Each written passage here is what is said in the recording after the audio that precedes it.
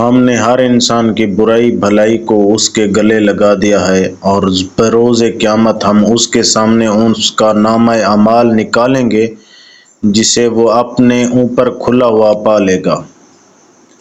لے خود ہی اپنی کتاب آپ پڑھ لے، آج تو آپ ہی اپنا خود حساب لینے کو کافی ہے۔ جو راہ راست حاصل کر لے وہ خود اپنے ہی بھلے کے لیے راہ یافتہ ہوتا ہے، اور جو بھٹک جائے اس کا بوجھ اسی کے اوپر ہے۔ کوئی بوجھ والا کسی اور کا بوجھ اپنے اوپر نہ لا دے گا، اور ہماری سنت نہیں کہ رسول بھیجنے سے پہلے ہی عذاب کرنے لگے۔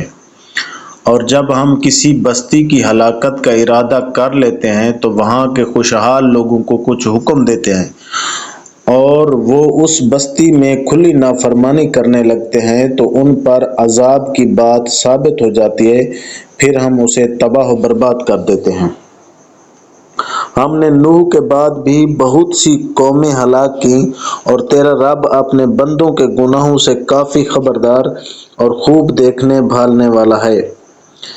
جس کا ارادہ صرف اس جلدی والی دنیا فوری فائدہ کا ہی ہو، اسے ہم یہاں جس قدر جس کے لیے چاہیں سردست دیتے ہیں، بالآخر اس کے لیے ہم جہنم مقرر کر دیتے ہیں جہاں وہ برے حالوں میں دھکتارا ہوا داخل ہوگا۔ اور جس کا ارادہ آخرت کا ہو، جیسی کوشش اس کے لیے ہونی چاہیے وہ کرتا بھی ہو اور وہ با ایمان بھی ہو، پس یہی لوگ ہیں جن کی کوشش کی اللہ کے ہاں پوری قدردانی کی جائے گی۔ ہر ایک کو ہم پہنچائے جاتے ہیں، انہیں بھی اور انہیں بھی تیرے پروردگار کے انعامات میں سے تیرے پروردگار کی بخشش رکی ہوئی نہیں ہے۔ دیکھ لے کہ ان میں ایک کو ایک پر ہم نے کس طرح فضیلت دے رکھی ہے، اور آخرت تو درجوں میں اور بھی بڑھ کر ہے اور فضیلت کے اعتبار سے بھی بہت بڑی ہے۔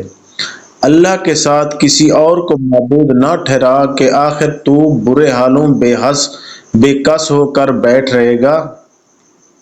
اور تیرا پروردگار صاف صاف حکم دے چکا ہے کہ تم اس کے سوا کسی اور کی عبادت نہ کرنا، اور ماں باپ کے ساتھ احسان کرنا۔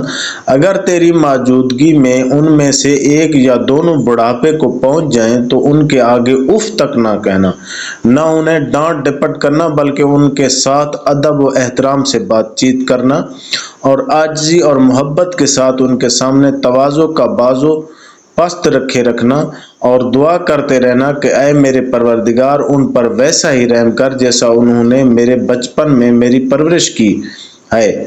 جو کچھ تمہارے دلوں میں ہے اسے تمہارا رب بخوبی جانتا ہے، اگر تم نیک ہو تو وہ رجوع کرنے والوں کو بخشنے والا ہے۔ اور رشتہ داروں کا اور مسکینوں اور مسافروں کا حق ادا کرتے رہو، اور اسراف اور بے جا خرچ سے بچو۔ بے جا خرچ کرنے والے شیطانوں کے بھائی ہیں، اور شیطان اپنے پروردگار کا بڑا ہی ناشکرا ہے۔